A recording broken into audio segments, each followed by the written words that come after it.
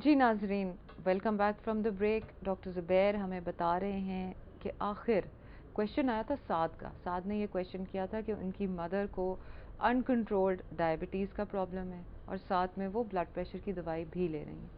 तो डॉक्टर साहब अब ये बताएंगे, पहले तो हमने बात की कि हाइपरटेंशन यानी हाई ब्लड प्रेशर जो है उसका हार्ट के साथ क्या ताल्लुक है, तो वो पता लगा कि जी बिल्कुल बहुत ही करीबी ताल्लुक है।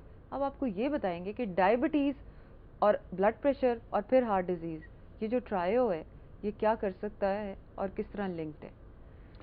फजीन, इस क्वेश्चन का मैं एडवांटेज लूँगा जस्ट टू कि अपने जो नाजरीन हैं उनकी अवेयरनेस और नॉलेज में इजाफा करने का बहुत ही इम्पोर्टेंट इशू है।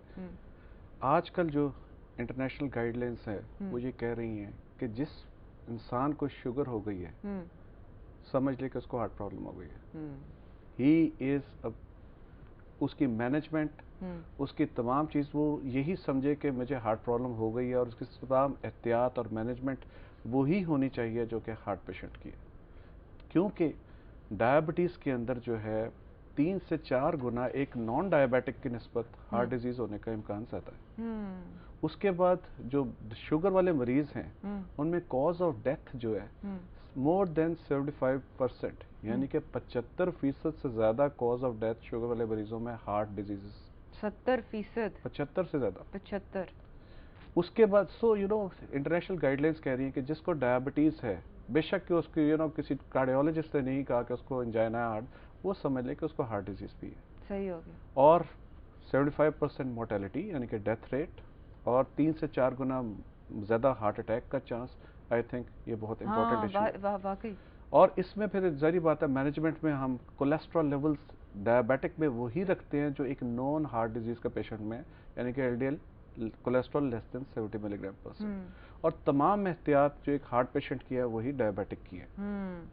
उसके बाद सबसे एक और इम्पोर्टेंट चीज़ बल्कि है, ज़्यादा मैंने सुना है कि जो डायबिटिक्स होते हैं उनमें कोशिश करते हैं कि ब्लड प्रेशर जैसे आपने बताया थोड़ा सा नीचे रखें, कोलेस्ट्रॉल और एलडीएल भी नीचे ही होना चाहिए। क्योंकि डायबिटिक्स में आम लोगों में हम 140 से 90 से ऊपर कहते हैं कि ब्लड प्रेशर हो गया। जब डायबिटिक्स में 130/80, 80 से ऊपर कोई भी ब्लड प्रेशर रीडिंग है वो हाइपरटेंशन है डायबिटिक्स में। वो प्री हाइपरटेंशन ही हाइपरटेंशन है। उसके बाद एक और बहुत लम्बा फिक्रिया वो ये है कि डायबिटिक्स में mostly heart attack it's a silent angina, painless होता है। यूजुअली हार्ट डिजीज एंजाइना या हार्ट अटैक में किसी को पेन, कंप्रेशन, दर्द में भी अब मैनिफेस्टेशन, मतलब 10, 15, 20 साल अगर हो गए हैं किसी को डायबिटिक को, तो ज़रूरी नहीं कि उसको हार्ट की तकलीफ in form of chest pain हो। कई दफ़ा पेशेंट कहता है मुझे बदहज़मी हुई, सांस फूला, एंड बहुत वेरिएबल किस्म के रिस्पॉन्सेज होती है और इसको हम साइलेंट एंजाइना कर, कई दफ़ा साइलेंट मायोकार्डियल इंफार्क्शन हो जाता है। जहाँ तक इनके क्वेश्चन का ताल्लुक है कि ऑब्वियसली इनकी मदर जो है